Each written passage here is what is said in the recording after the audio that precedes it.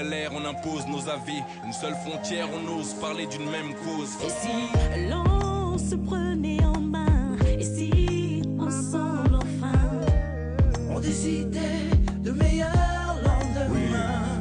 Seule l'envie l'emportera, une seule et même Africa.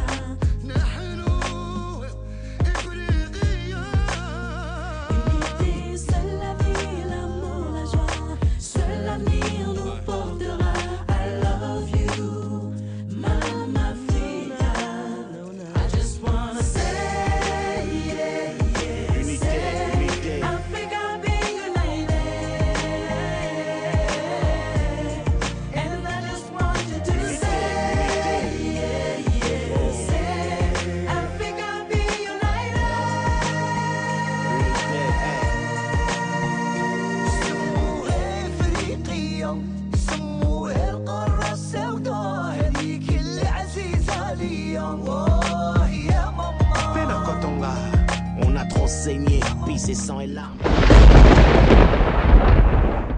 Mesdames et messieurs, bonsoir et bienvenue dans votre magazine de divertissement qui est bien sûr Célébrité, qui reçoit l'homme qu'on appelle Jean Itadi, qui est bien sûr président du CAP, Congrès africain pour le progrès, et ancien ministre. Bonsoir et bienvenue dans Célébrité. Bonsoir monsieur. Alors, comment se porte Jean Itadi? Apparemment bien, mais j'ai toujours dit ça. Les hommes sont des malades qui s'ignorent, hein, donc. Mais apparemment, je me porte bien. Voilà, c'est un plaisir et un honneur de vous avoir dans cette émission. Alors, vous avez suivi la télé, écouté la radio, lu les journaux et magazines, surfé sur le net ces dernières semaines, voire ces derniers mois. Qu'avez-vous retenu? Ouf! Vous savez, il y a un flux d'informations tel que ce qu'on retient devient difficile. Mais par contre, ce que j'ai lu ces derniers temps, c'est le dernier livre d'Attali, Prévoir l'avenir. Et c'est celui que je viens de terminer. Et dans l'actualité? De l'actualité, vous savez très bien qu'il y a une conférence qui s'est ouverte là maintenant. La COP21, qui nous préoccupe tous, bien sûr, parce que nous sommes des vivants et si la Terre n'est plus Terre, si elle disparaît, nous n'existerons plus. Jean Itadi, vous aviez fini vos études en 1974.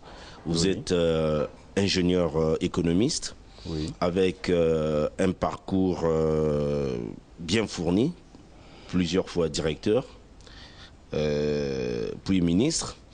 Dès la fin de vos études en 1974, vous êtes nommé en 1975 directeur de la coopération, de l'économie rurale, directeur des études et de la planification en 1976, directeur général des services agricoles en 1977, puis secrétaire général à l'économie rurale dans la même année, puis ministre en 1979. Alors, quel sens donnez-vous à votre riche parcours? Je ne sais pas s'il est riche, mais je pense que j'ai fait ce que un fils normal de ce pays doit faire des études relativement correctes et bénéficier des promotions de son pays quand il accomplit son travail. C'est tout ce que je retiens de ça. Vous vous attendiez à faire ce parcours et à être nommé ministre? En réalité, on va dans les écoles, et notamment dans les écoles d'ingénieurs, pour être ingénieur. C'est pas pour devenir ministre. J'ai eu un parcours politique postérieur à mon parcours administratif et technique. Même si j'ai toujours été militant depuis le bas âge d'ailleurs. M'attendre à être ministre ou non. Et sur ce plan-là, je n'ai pas prévu mon avenir comme Attali l'indique maintenant. Mais je n'étais pas mécontent non plus d'être nommé ministre à 29 ans. Ça c'est clair.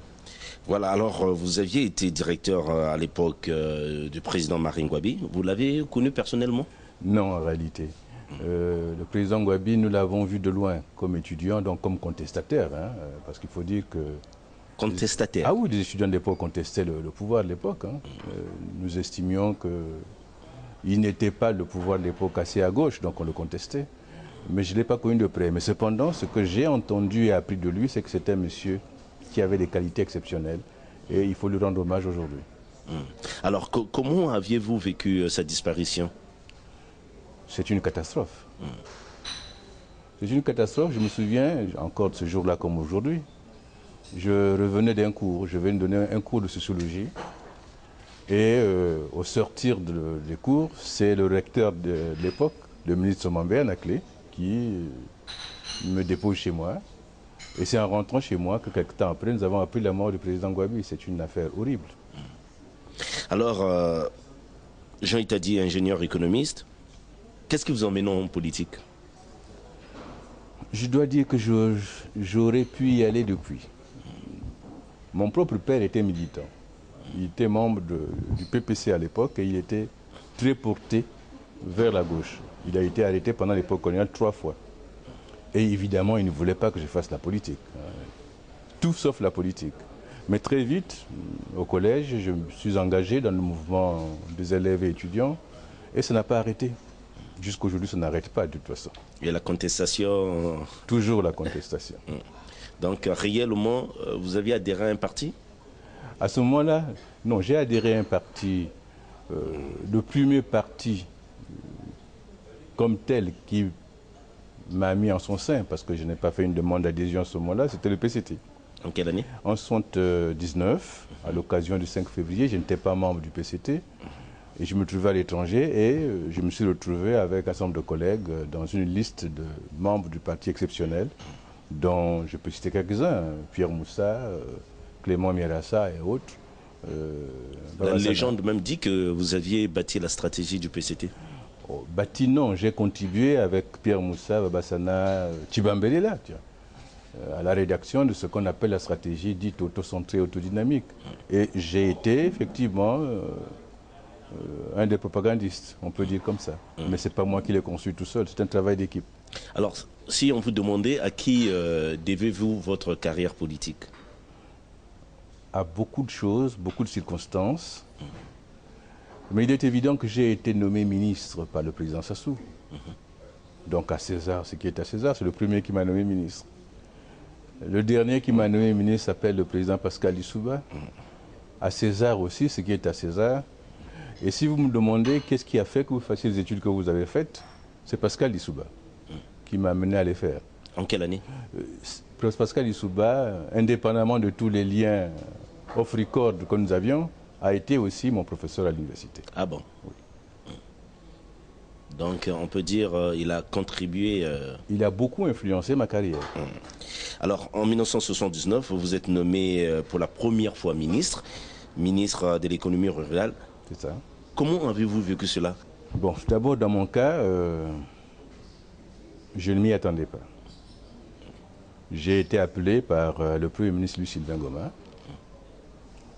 qui m'annonce que j'avais été choisi par le président de la République pour occuper les fonctions de ministre de l'économie rurale. Je dois vous dire que j'ai refusé.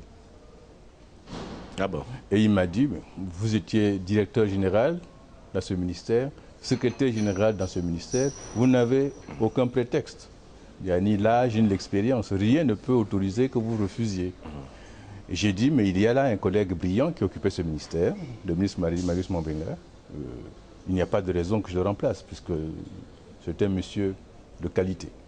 Il m'a dit, mais Marius est au courant justement que c'est toi qui le remplaces. Lui, il va occuper notre ministère. Voilà comment je suis devenu ministre de l'économie rurale. Et est-ce qu'il était possible de dire non à cette époque? C'est toujours possible de dire non à tout moment parce qu'il y a toujours possibilité de choisir dans sa vie. Alors, ministre de l'Industrie et du Tourisme en 1980, Oui. ministre de l'Industrie et de la Pêche en 1983, Oui. il faut dire que vous aviez la confiance du président. Si l'on vous demandait de parler du président Sassou, que diriez-vous? Je peux vous dire que l'homme que j'ai connu en 1979 était un monsieur qui était à l'écoute des gens, qui était très attentif et qui, lorsqu'il vous disait « je suis d'accord avec ce que vous faites », vous étiez sûr d'avoir tout son soutien. L'homme actuel, je ne le connais plus, ça fait...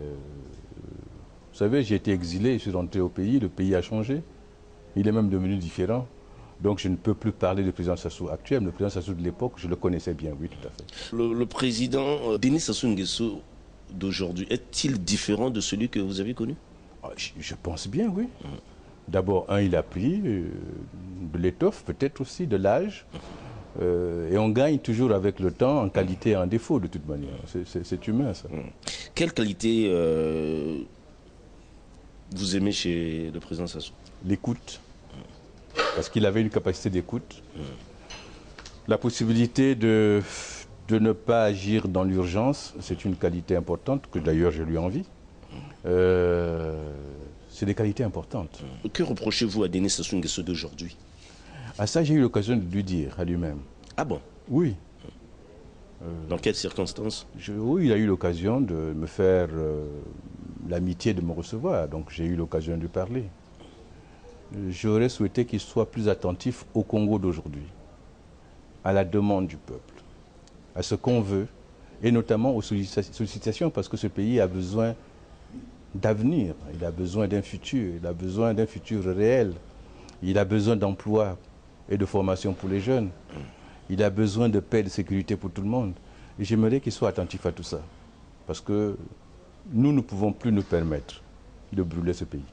Alors, de 1984 à 1991, vous êtes chargé des cours d'économie, de sociologie et planification. Alors, oui. Comment avez-vous vécu cette période? Oh, c'est exaltant. Vous savez, enseigner, c'est apprendre 2 fois. Et donc, c'est une époque merveilleuse. Et d'ailleurs, je regrette de ne pas pouvoir le faire aujourd'hui. Vous ne regrettez pas le poste de ministre à cette époque? Si on vous nomme ministre, je vous souhaite ce malheur. Sachez que vous serez candidat au départ. C'est malheur. C'est un malheur parce que le ministre d'aujourd'hui est l'ancien ministre de demain. On peut vous révoquer dans les 48 heures. C'était un poste très précaire. Mais il a bien sûr aussi son importance. Aider à construire son pays, participer à une ambition nationale, c'est pas rien. Mais ce n'est pas ministre qui fait la vie. Quitter ministre, être chargé des cours. Vous apportez l'expérience que vous avez accumulée et c'est pas rien non plus là aussi. Et vous perdez les avantages de ministre. Vous parlez d'avantages matériels. Bien sûr. Mais c'est pourquoi vous faites la politique. Vous perdez aussi les inconvénients. Vous perdez les grèves, vous perdez les coups de pot de banane, vous perdez pas mal de choses et vous gagnez en sérénité. Et c'est pas parfois plus mal de gagner la sérénité. Étant plus ministre, vous avez saisi l'occasion avec l'arrivée de la conférence nationale de passer à l'opposition. Je n'ai pas saisi l'occasion. J'ai contribué. J'ai contribué au changement. Il faut vous souvenir que nous avons été un groupe rédacteur de ce qu'on appelle la lettre ouverte qui a déclenché le processus de convocation de la conférence nationale. Le deuxième signataire s'appelle Jean Yves. Je suis donc acteur dans cette affaire. Nous avons voulu ce changement parce que nous voulions la démocratie, comme nous voulons toujours la démocratie aujourd'hui.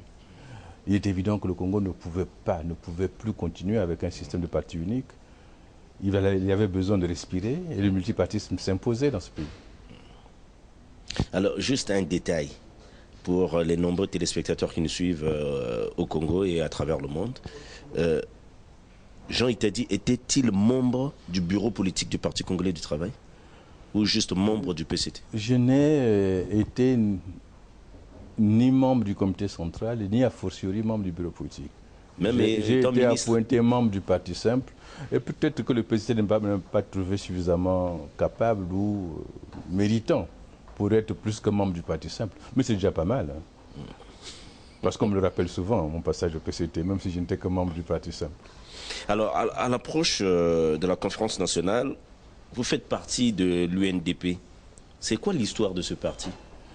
Bien, l'UNDP est un des premiers partis que nous avons fondé.